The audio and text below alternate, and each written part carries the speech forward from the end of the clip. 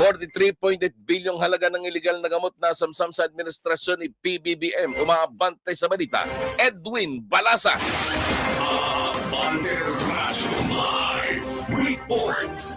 Edwin, good morning! Umaabot sa 43.8 bilyong pisong halaga ng iligal na gamot ang nakumpiska ng Philippine National Police sa ilalim ni Pangulong Ferdinand Bongbong Marcos Jr. mula July 2022 hanggang May 17, 2025.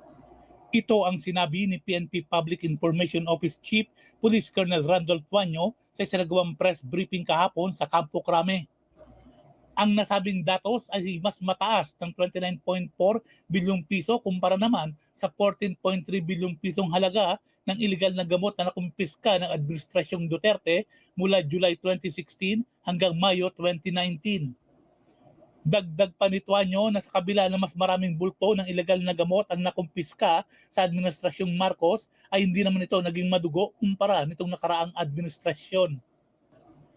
Sa ngayon, matapos ang malaking huli ng mga sindikato ng ilegal na gamot ay tututok naman ang PNP sa paghuli sa ibaba katulad ng mga street level pushers sa pamamagitan ng Barangay Anti-Drug Abuse Council o BADAC upang tuluyan ng masawata ang pagkalat ng ilegal na gamot sa bansa.